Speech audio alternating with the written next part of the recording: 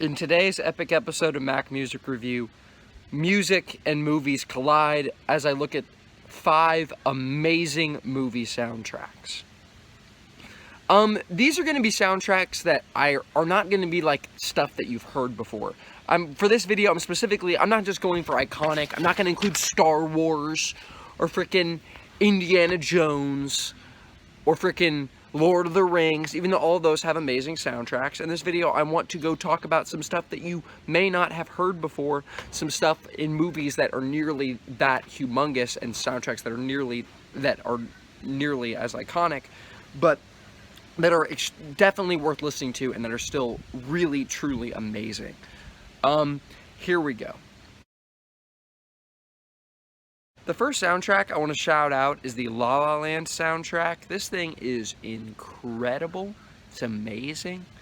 And I feel like I'm almost cheating with La La Land because it's a musical. The movie is incredible. It's a truly amazing movie. One of the best movies of the 2010s. But the reason it is so, one of the reasons, is this music. Both the score and the actual songs on this thing sound incredible. It blows you away. It's mind-blowingly good. It's amazing. It's got jazzy stuff. It's got crazy over-the-top musical stuff. It's got a lot of fantastic stuff. This is just an incredible soundtrack in every possible way. You gotta listen to it. You will not be disappointed. I can say that much. This next placement is interesting. This is interesting because this is the only movie on this list that I wouldn't give a 9 out of 10 rating. This is the only movie on this list that I wouldn't give a extremely strong, highly recommend.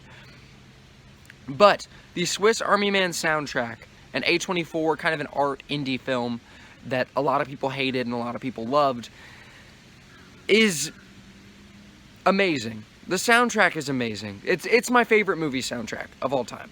Okay? It's that good. And the cool thing about this soundtrack is the primary instrument in this soundtrack is the human voice.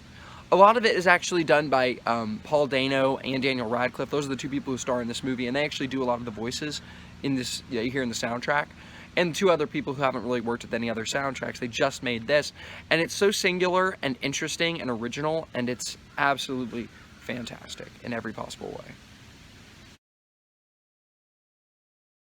WALL-E. This is the only Pixar film soundtrack on this list, and I think this is the best Pixar film soundtrack. I know some people are going to be like, oh wait, bro, what about Coco, man?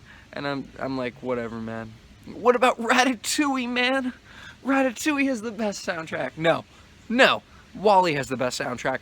And what's really, some movies have really, really good soundtracks, and the movie itself doesn't highlight the music at all.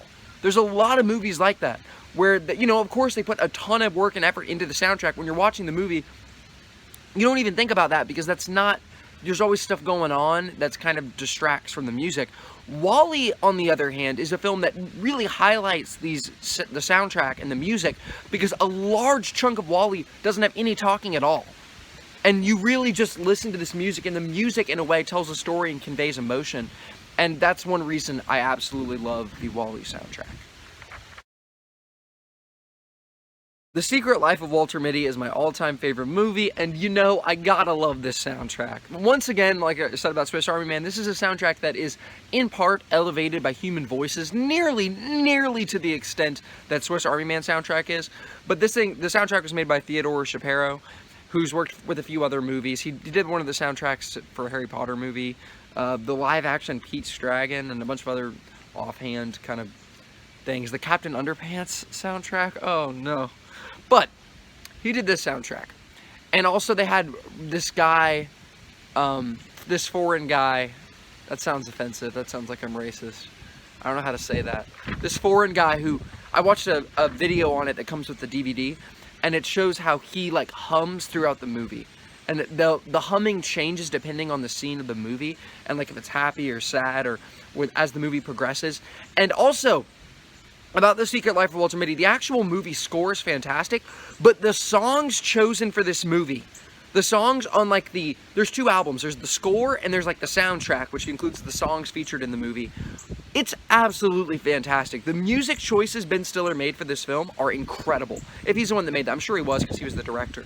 But, oh man, my favorite scene, I know this is going a little bit long, my favorite scene in any movie ever, of all movies, is when Ben Stiller is getting on the plane and Arcade Fire's Wake Up is playing. That is my literally, that's not even like, I've even reviewed that album. That's not even like my favorite album.